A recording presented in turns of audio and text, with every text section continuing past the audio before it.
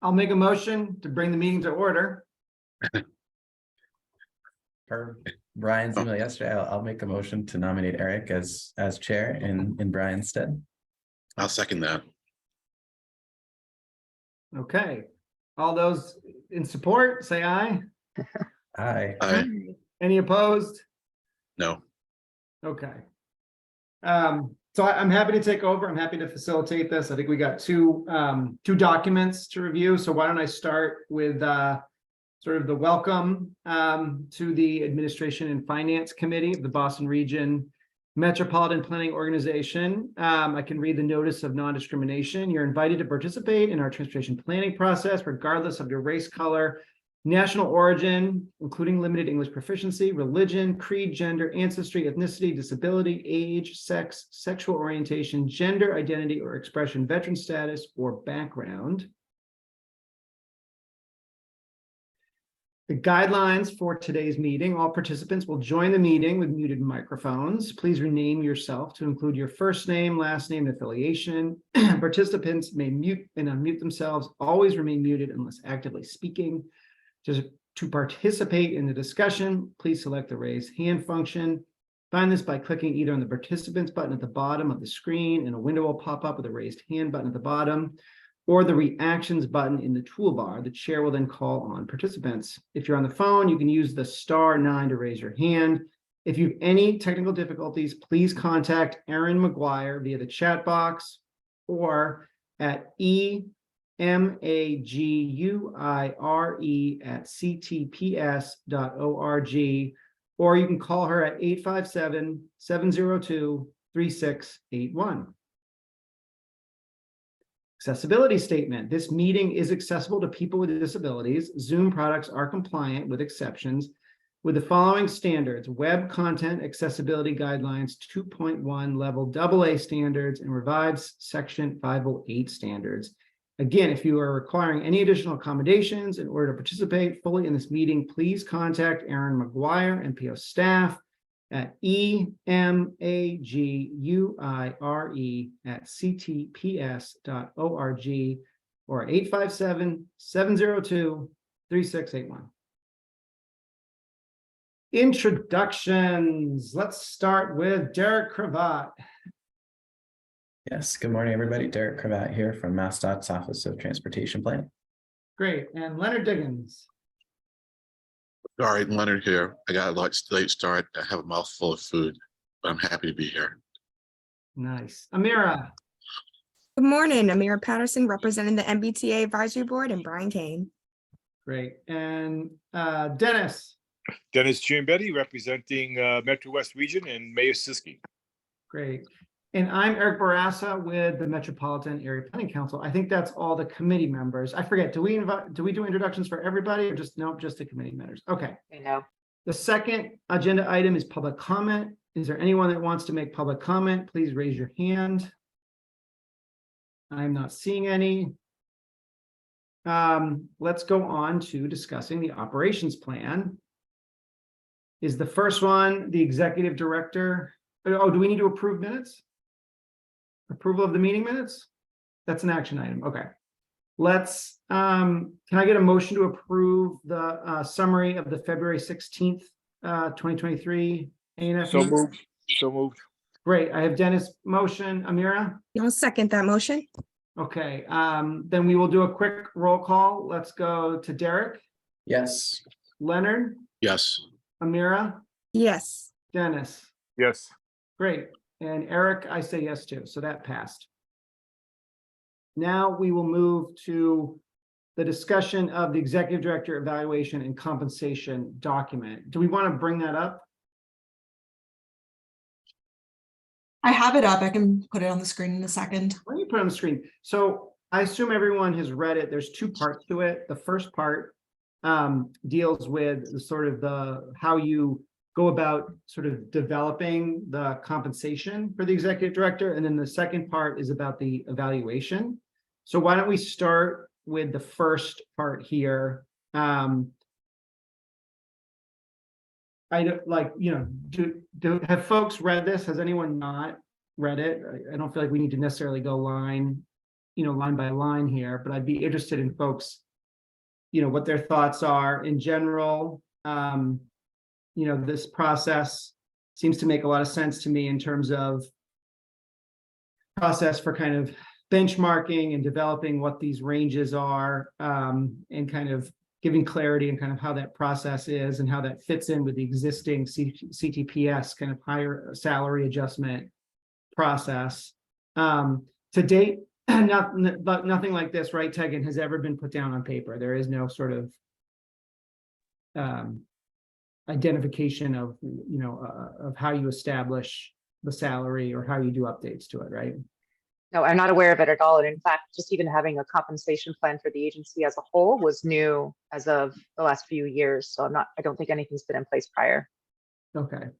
So any questions about this, just this first part about the executive director compensation part? Or any thoughts about it? Looks good and makes sense to me. Okay. That makes sense to me as well. I guess the only thing I'm wondering is just the context for it. Is it something that came up through the certification review? Is it just something that folks felt like was, good to put down on paper, as you mentioned? Just that might be helpful for me, just for my own edification. Would you like me to speak to that, Eric? Yeah, that'd be great. Yeah. Yeah, so the topics for the operations plan were developed way early on, a few years ago, before we started the operations plan itself, and we created a memo, and that was reviewed and discussed by the chair and the vice chair, and executive director hiring, compensation, and evaluation was included in there, not because it was required by the certification, not recommended by the certification review. The process for hiring was recommended by the certification review. These additional items were viewed as useful to put down on paper. Right. And we just approved that whole long document on hiring. So it makes sense that this is sort of the next topic for conversation. Right. So Amira. Thank you. Thank you very much. So if this is implemented, when would this actually take place? That's a good question. I mean, I don't know what the schedule is for, I think we're going to try to implement everything in the operations plan, right? Like all at once. And that's probably not going to be until, we probably won't bring that to the MPO until like June or the summer, right? So this maybe this goes into effect for next year. I'd be surprised if this could be go into effect for this year, for right now, given just where we're at, right? Do you agree with that, Tegan? Yeah, I do, because the compensation in this document is also based on an evaluation process, which Right. even if this were approved right before July 1, which is when the salary changes take place, we wouldn't have been able to go through the usual, the evaluation process is laid out here. So I would say next year is next state fiscal year should be when we implement. Okay, so in general, I've heard from Len and Derek, and it sounds like in general, this looks pretty good. Any other thoughts on this part of it?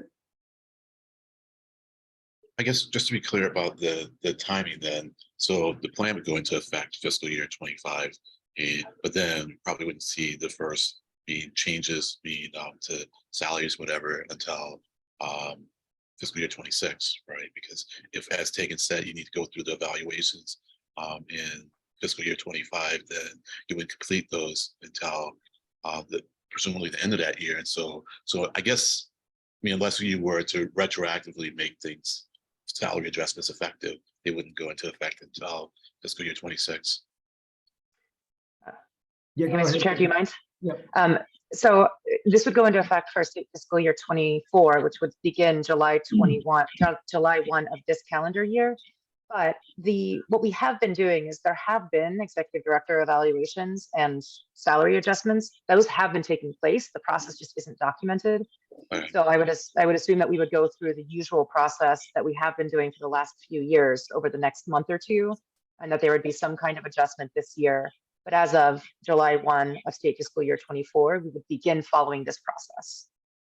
Okay, so now I'm confused because I thought initially you said that we wouldn't be able to vote on this in time for it to go into effect in this upcoming fiscal year, in which case that would mean that it'd be fiscal year 25. But No, if it's you're saying that, fiscal year 24 is the next one. we're in fiscal Right. year 23. Right. But if it wouldn't be able, so when would we, let me just back up a little bit. When will we be able to vote on this? In order to get it to go into effect? We Fiscal will, year 20 we will vote on all of these things for the operations plan in the next couple months, hopefully. And then they will then quote unquote go into effect, okay? But then we will have already passed the annual sort of review time, which takes place in June, and you know, CTPS has a, you know, and MAPC and MassDOT have a, you know, July to June fiscal year, even though a lot of our funding is on the federal fiscal year. Right, yeah. You know, it's on the, and so it goes into effect. And then I think what Tegan is saying, and then it would be next year. So for fiscal year 25, the conversation would be about about this process that then affects the executive director salary for fiscal year 25. Is that correct?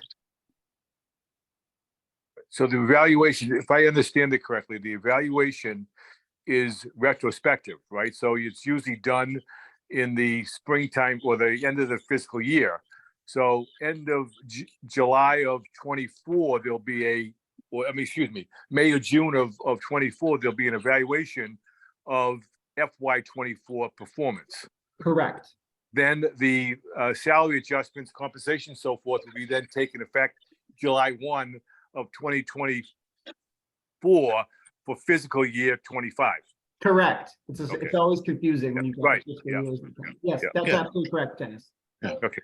It was so much I was confused about the nature of the fiscal year. It's more a matter of whether this was going to be voted on, you know, in time for it to go into effect, meaning for fiscal year 24. Because my reference for this year was that it would be voted on this year in time for it to take effect, meaning for fiscal year 24. But apparently I'm wrong about that. So we'll be able to vote on this in time for it to go into effect for fiscal year 24. And that's fine. That's all. Yes. All right. Great. All right, any other questions about this one?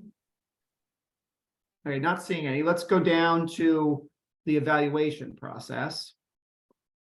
So in some ways, you know, this is a good segue into the conversation we were just having, because now we're talking about kind of dates. So, you know, the idea here is that there's an evaluation, you know, annually, there's an evaluation form that is put together, that the executive director puts together in May, that is presented to the chair, the vice chair, and the chair of the A&F committee. There's a meeting in May or June, and then based on that meeting, there is there's evaluation, and there is sort of a salary adjustment based on that. That's the sort of the rough gist of it, right?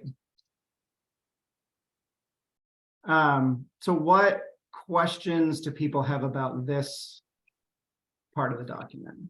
The current process taken is to have the vice chair, the chair, and the chair of the A&F to do your evaluation?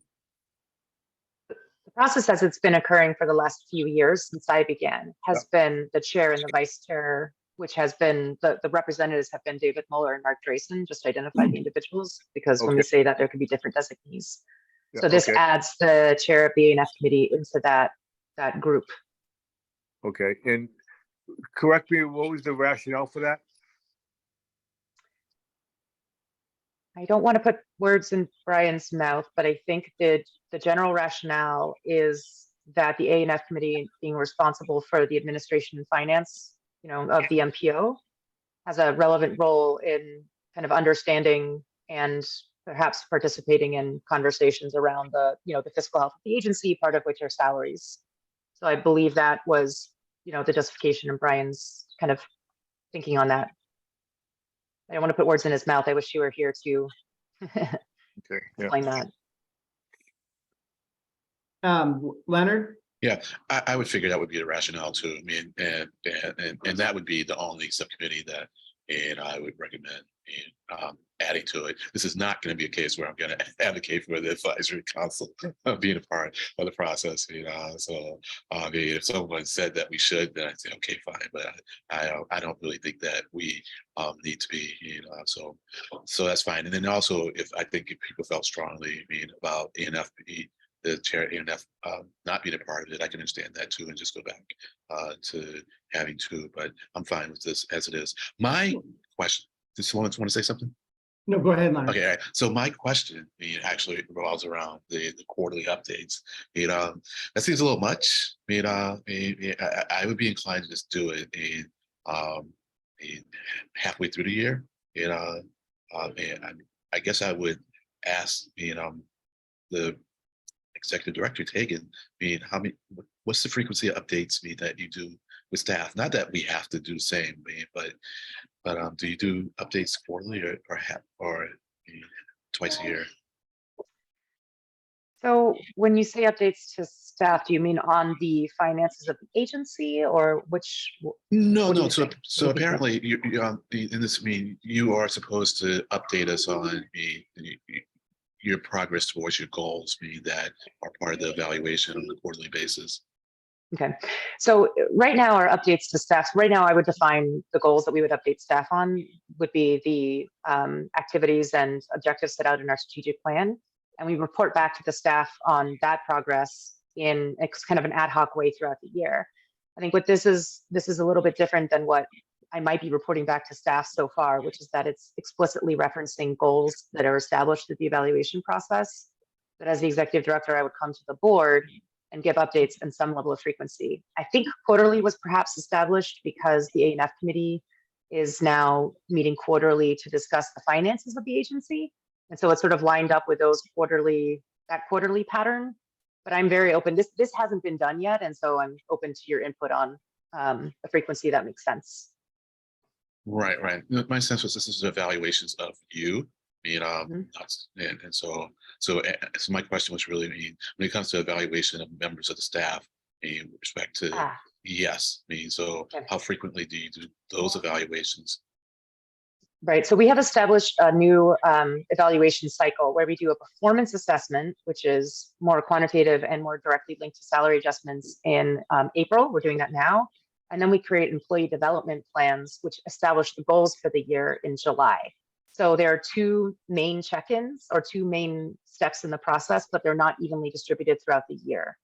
So it doesn't quite map to this process exactly that's outlined in this document here for the executive director. Yeah, okay. It is interesting you raise that, Len. I'll be honest with you, when I read this, I kind of skimmed over that section. I was thinking these check-ins were more like the traditional check-ins we've had on sort of like the project status, budgets, that kind of thing. The way that this reads, Tegan, and I don't know if you're thinking of something differently, to this sounds like this is more like your goals as the executive director, and that you're going to present those quarterly. It even says here, these recommendations will be submitted in the form of a memo to the full MPO board for review and approval. You're actually looking for the board quarterly to approve a memo. Is that I guess I also go back to Len, is that, I don't know, that seems very formal. Seems like a lot of work. Yeah, is that your intention, or is there something you're want to make sure we're not creating something here that then takes on ends up being bigger than you intended, Right. So this was developed with input from the chair of the A&F committee, from Brian, and created into a document for you all to discuss and decide whether this is the right level. So this is not necessarily what I, as the executive director or staff, are proposing. I agree, this is significant. This is more work in this area than I'm currently doing. And I would certainly welcome, I welcome the reporting back and the transparency, but I would welcome discussion around what level of effort seems appropriate and useful for the A&F committee as well as the board as a whole, to feel like you have a transparent process in terms of the executive director's performance. I think in my experience, it's not unusual to have reviews of yearly goals on a quarterly basis, right? But it's usually sitting down with the group that's does the evaluation and sets the goals, not the full board, right? going to the full board, I think, is probably a little bit too formal and probably too onerous for the process, right? I could see a quarterly review by the chair of the board, just to see how things are progressing and you know, see if the issues kind of address those issues, but not having to come to the full board on a quarterly basis. I think that's maybe too much. Yeah, I would agree with that. I mean, maybe even you could just come to the ANF committee quarterly and give a brief check-in. And I don't know, I think this idea of submitting a Yeah. memo to the full board, that seems like a lot, and then asking for their approval, that seems like a lot. Unless I missed it, the actual document, that goal setting, the evaluation is not submitted to the full board, right? Unless I missed that process. It's just a document that the chair, vice chair, and the chair of ANF and the executive director, you know, agree upon, right? And then that becomes the document for, you know, goal setting. Is that, unless I missed something? The full board doesn't review the goals, right? It says the evaluation of the executive director shall assess progress towards goals and goals established in the prior year's evaluation for the upcoming. Right. The goal But I should guess- be established through the evaluation form submitted each year and reviewed and updated in consultation with the ANF committee quarterly. Right. But I guess what I'm saying is that it doesn't go to the full board, right? Right. So why would you want a quarterly update to go to the full board? I see that as being inconsistent. So I would say that, you know, it's between the three parties and the executive director, what the goal setting are established. And then, you know, quarterly review, just to kind of check in, see how progress is made. And it's nothing formal of just other than just, you know, the meeting between the parties to review the progress, right? I think that sounds right. Leonard, what do you think? Yeah, sure. So I mean, I think it would be good for the goals, to be shared with the board without the board having to sign off on it. And because I think that should be done by those who are doing the evaluations and setting the goals. And I would also say when it comes to the quarterly review, that should be done by those who are doing the evaluations. I don't think, for me, it would be okay if it didn't come before the full ANF committee. So, but if the committee wants that, that's fine. And as far as being aware of what's going on, I think we have, with the executive director, I think we have plenty of transparency by the updates that the executive director gives before each meeting, and so now there may be goals that are in addition to what we're hearing in those meetings. And I guess if we did get a memo, and that memo could actually come from the folks who are doing the evaluation, what the goals are for the upcoming year, that would be good. It could just be a memo that we get motion to receive, and that would be it. And either whether that comes to the ANF committee or the full board, I'm fine with either. Although I would prefer that goes to the full board. That's it. Thank you. I would agree with that. It could be as simple as just striking the sort of the couple of sentences that starts with "these recommendations shall be submitted in the form of a memo to the full board," and just striking that rest of it, and just leaving it, at the committee level. And then I think through a combination of the committee chair's update to the board or the executive director's update report, that it can kind of be covered at that level. And I would agree with you, Len, like the memo, any memos or any updates to things could be posted, for folks' review, and I think that can be, decided upon. All right, I'm all set. Thank you. Amira or Derek, do you guys have any additions? Do you guys generally agree with this? Yeah, I would agree. I think all the questions I had have been answered through this discussion. And so Yeah. yeah, and I think especially given the level of communication already between Tegan and David, and I know that there's like everyone said, there's already a lot of transparency and communication. So yeah, I think everything that's been discussed makes sense, and supportive of striking that language as well. It's also in the bullets. It talks about submitting, to the. Yeah. full. So I would just clean that up to make it consistent there. Okay. So in terms of process here, do you all want to, take this back? And then at the next meeting, we can take a formal, vote on it. Eric, we had gotten into the process where you all don't take formal votes on each section. Okay, So what we can do is we can clean up the language and resubmit it to you all in advance of the next meeting. And if anybody has any concerns with the edits, you could just highlight that, but it doesn't need to be another discussion unless there are concerns with the edits. okay, we'll try to kick through it really quick. Okay, any other discussion on this document? Okay. I see none, so I think we're good with this one. You should have me chair these meetings more often. We can get more done. No, I'm kidding. Well, I was just thinking, Brian's got to see the changes that we made to that, and I was like, watch out next meeting. What did you all do? How I'll dare go you? back with notes, but I'll definitely ease him down if anything. guys. So the next thing on the agenda is the norms. So Tegan, maybe can I pass it to you to tee this up, because I know that this idea has come from your participation. Well, I think it's come from a lot of different places, but one place where this came up was also your participation in AMPO.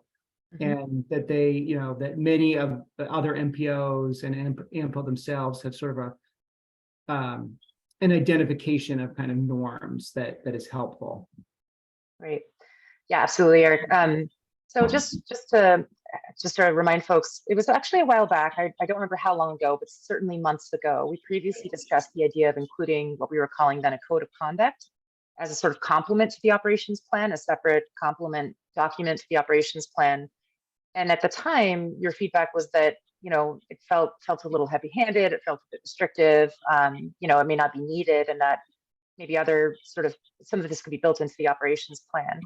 And I'm coming back to you to bring back the idea in a refined way, where it is often cited as a best practice. And in fact, I think it's the Mass Municipal Management Association also recommends this as a best practice, to provide some kind of framework for expected behavior and interactions when you're in a board setting where you have kind of a mixture of power dynamics, and where also you're trying to work towards having an inclusive board that sort of sets a framework for doing business that is comfortable for a variety of people to participate in. So we reframe this a bit. Code of conduct does sound very heavy and formal, but in essence, the goal is to really outline the expectations for how committee members, board members, and the public engage with each other that reflects the general values and principles of the board and the staff. So this level of detail about that kind of behavioral sort of expectation, I would say, doesn't fit that well into the operations plan. The operations plan is really more about process and procedure, and it didn't, also by having it as a separate document, it sort of creates a separate kind of elevated framework to say if somebody is experiencing a challenge or is really uncomfortable with some level of discourse or interaction through the board activities or committee activities, it gives people a very simple framework to pull up to say, hey, I'm uncomfortable. I feel like, some of this is outside of what we've established as the norms. And it provides I think a more comfortable or safe framework for people to discuss when there might be issues. So the goal of having a norms document is really to establish common expectations, provide a framework for when somebody is feeling uncomfortable in the context of the board, and to make it a more inclusive environment. By itself, it doesn't make it more inclusive, but having it gives a framework to be able to work towards making the board environment and community environment more inclusive. So I put this in front of you as I hope none of the expectations in here I hope would be surprising or out of line to anybody. What it does is it gives folks a reference point to say, hey, I feel like I've been really uncomfortable with this discourse that I've been a part of. And when you look at this, yelling at somebody is not part of the norms that one would expect when engaging in board and committee interactions. And so you can call out to the chair or the person who you feel most comfortable speaking to kind of highlight that, and to then go down a pathway of having conversations with board or committee members if they're being viewed as being outside of these norms.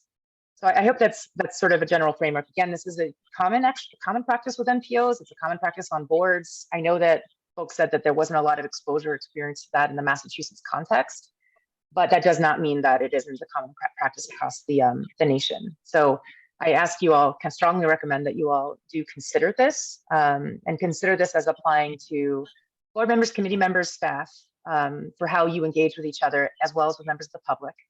Len, this document would not, my staff advised, should not directly apply to RTAC because of the difference in the way that RTAC membership is developed.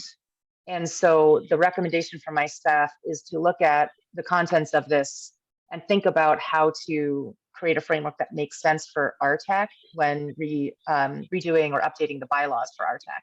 It just doesn't quite line up right when it talks about, how and why people, it doesn't work right because of the way the membership of RTAC is developed. So this would be for NPO board and committees, not including the advisory council. Great. Thank you, Tegan, for that overview. So what are, people's questions or thoughts about this document? Anybody want to go first? Sure, I was just, Yeah, Len. with the framework that Tegan has given me, I'm much more fine with this than I was before. Because before I would have just said, when people misbehave, they either are doing so intentionally or they can't help themselves. And so I don't know how effective it's going to be without being sanctions or some kind of enforcement. You did kind of say that they could report up to the chair or maybe even you. It does beg the question: what happens if the chair is misbehaving? But I understand where we're coming from, and I think we're better off doing it than not doing it. But certainly, the interactions with the staff, meaning that we should always go through the chair or the executive director when asking for any of the staff's resources. I think those kind of things should be spelled out, because for people who are new to these kind of processes, with the staff saying that we're open to helping you out, people can inadvertently or unintentionally go further than they should. So for me, I would have just included those, but now, like I say, having understood the context of why this has come up, and then I'm fine with everything, and I hope I've been succinct enough, because I realize that that's one element of this. So thanks. Thanks, Len. Amira. Thank you very much, Mr. Chair.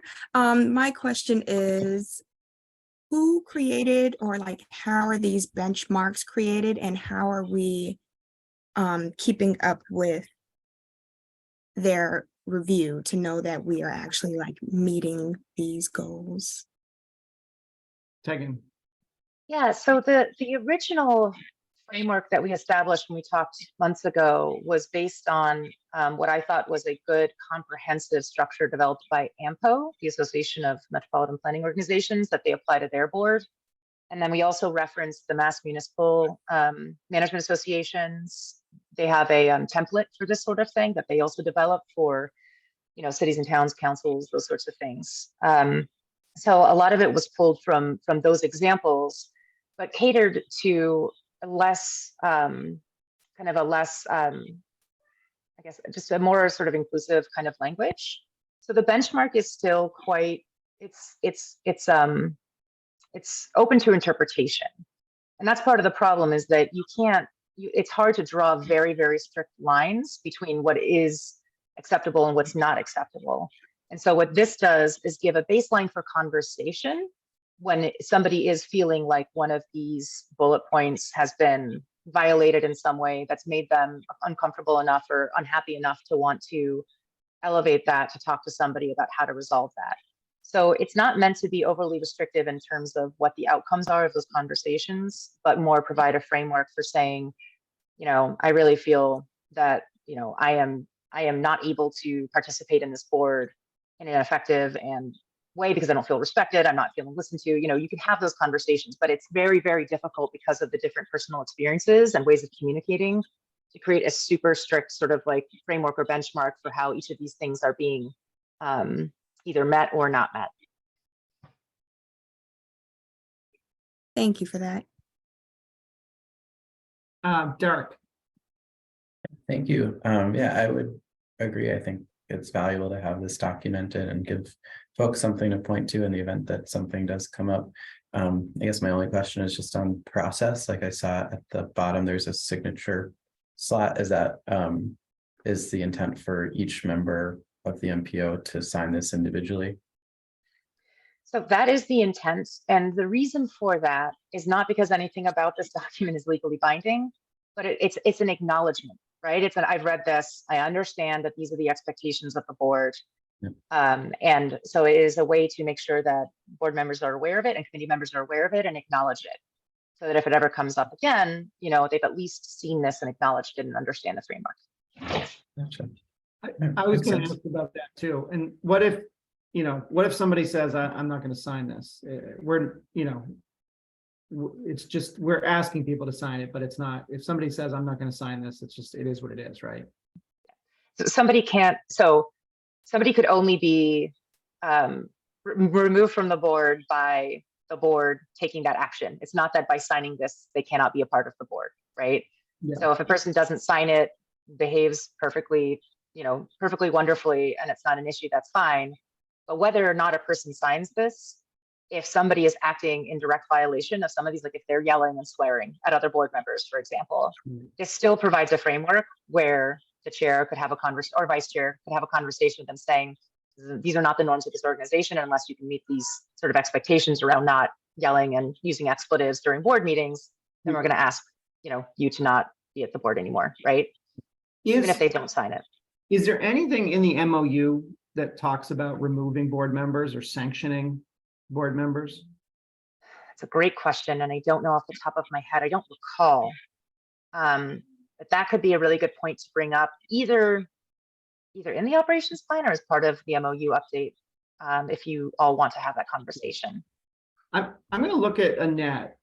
I remember many years ago, we sanctioned a board member for saying something offensive at an MPO meeting. I'm not going to say what that was, but I believe we did that. Annette, do you remember that?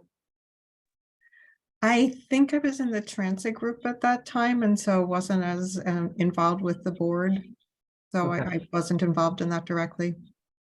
I So- did hear about it, but I don't know the details. I think there is precedent, but it might be a good, I think this sort of, I think this is a good document. I think it's very, like, if you can't follow these things, like you can't, this is like basic professionalism kind of things. And I think it's no one should be like, read this and say like, oh, this seems overly,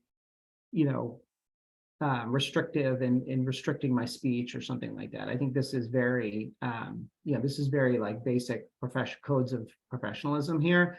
I think that, I think it would be good though, that this does raise the question of, okay, so what if somebody violates this code? Like what action, can the board take and how is that identified? And so we obviously don't have to figure that out today, but it probably would be good as part of the operations plan or the MOU update or something like that to think about, what is that? And it could be as simple as the discretion of, the chair to, to sanction, or discussion of the board to sanction or remove a member, something like that. Leonard. Yeah, I think we may have to be careful though about how we treat interactions from the public, being non-board members, especially during the public comment period. And I think our current chair is probably aware of the limitations of what we can do in respect to being a public person maybe saying something that we prefer not to hear. So, Yeah. Someone in the public is what you like. Somebody gives public comment and says Right. something that's offensive. Right. Yeah, no, that's Yeah, I mean, that's a different, I feel like that's a different situation, Right. but that's a good point. Dennis, sorry, were you gonna say something? Yeah, I was just gonna say, can we take a look and see if there's any other MOUs, other MPOs that may have some language to this effect? That's a good idea. Just so we're not reinventing the wheel, if there's some language that we like that exists. I'm Well, I happy to believe- help with that. Thank you, Derek. Thank you, Derek. Yeah. I believe in some of the resources that I'd already pulled, there is more of a process for what happens if, there's violations, but I think the request was to keep that process out of this particular document. So I think what we should do is discuss, is there just like a baseline process that we should establish in the operations plan? So Derek, if you have some insight into some resources on that, that would be excellent. And we could propose something back to this committee. Sure. Yeah, I'm not sure if other MPOs document it, but I'll certainly, we have all of their MOUs kind of on file here in one place, so I'm happy to take a look through those and work with my team who, liaises between MassDOT and all of the MPOs in Massachusetts and see if we can find anything that speaks to that issue of, poor conduct or Yeah. removing numbers or anything like that. Yeah. And it's not a, it's not it's actually, an important issue because with all the things that we have to follow and for federal rules in terms of making sure that we're not discriminating, something a board member says, could be interpreted as discrimination. And, I think there does need to be thought for how that gets addressed. If it, thankfully in the past 14 years that I've never experienced anything like that. So I think this board works really great.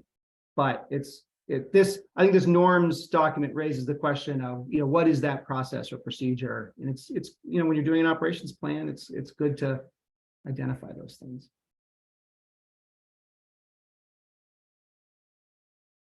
Okay, so going back to to this norms document though, does everyone feel good about it? Any other thoughts or questions? Fine. I just hope that I'm sorry, that Brian would not have been offended by your statement that you run meetings better. He does. Not at all. Was that He may never miss another meeting. treat all staff professionally and respect their ability? Oh, I didn't respect it. But you were Refer back to the succinct. document. I will You catch were myself. succinct. I will, okay. Any other thoughts about this? Okay, great. So I think we have support for this then, as written. Great. What else is on the agenda? I know we only have about 15 minutes left before the MPO meeting. So let's see. Let's go to members' items. Do any members have any items? Okay. Seeing none, what is the next meeting and what is left? And what is the Yes. schedule? I think to Dennis's or Len's question, when are we what's the timeline do we think for bringing this plan to the MPO? Yes, so what we have currently outlined, and this depends on getting the topics done efficiently in the meeting time we have, which great job today, and Brian also does do a good job with that often. So first of all, the next meeting is on the 27th. So it's not next week when there's the MPO meeting. It's on the 27th, which there is no MPO meeting that day. And we would like to have that meeting run from 9 to 10:30 because it is also a date we've scheduled to do a quarterly financial update. So we will have about half an hour committed to that quarterly financial update. And then the other hour committed to the last major topic, which is around agency information sharing. We will share that document as soon as possible and ask that you please, read it thoroughly in advance because there may be questions and discussion about this process. There's a lot in there. And then the next two meetings we would expect to have in front of the May MPO meetings. So that would be on May 4th and May 18th at 9 a.m. And at that point, over those two meetings, we hope to be discussing a full draft of the document with you all. And if we are lucky and we can get through general consensus and clean things up with your comments in the month of May, we would hope to come to the board later in June with a full document for discussion. So that is the intent and hope. The other thing that is being discussed is the potential for an in-person meeting later in June, which would be a nice format to have to discuss things like this operations plan. Okay, so we're looking at kind of a longer meeting on the 27th and then the 4th and the 18th. And hopefully at the end of that, we kind of button everything up and bring it to the, are there any, do you know what substantive things remain?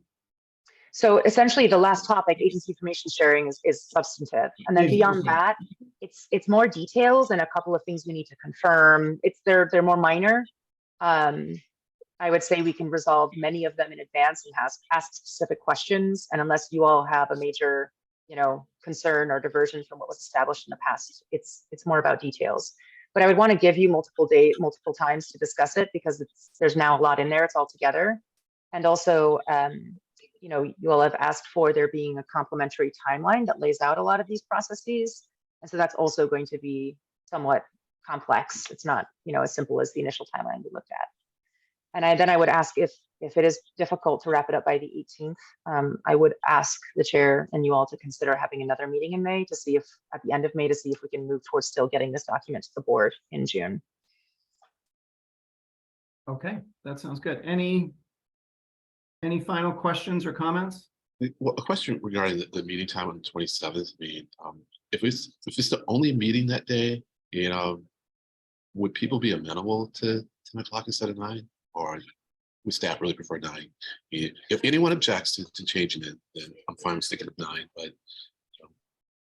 Sure. What we've done is checked with the chair and his schedule. So okay, I think let's staff, we could probably accommodate that at 10. It's just want to try to check with others on their schedule. yeah. And so if it's more hassle, if to do the check, we can stick with 9.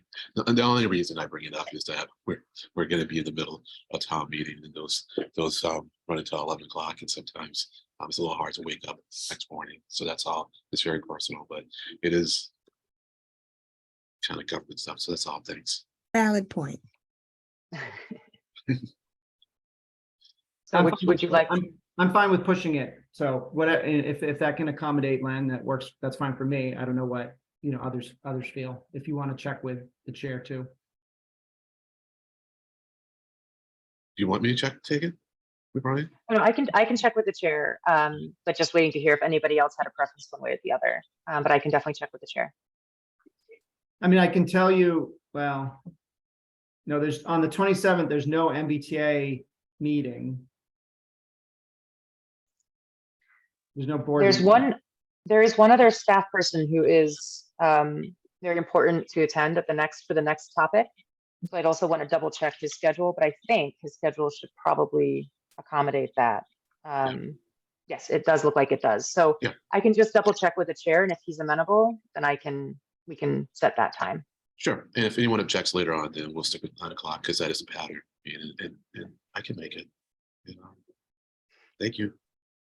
Okay. Extra coffee, Len. Right. That just creates a problem the next day. Where I don't sleep that well. Any other questions or comments? Okay, seeing none. I thought this was a great meeting. Thank you all, and let's adjourn. And we will come back together in about 10 minutes. Yeah. Okay. See you. Thank Bye. you. Bye-bye. See you guys Bye. soon.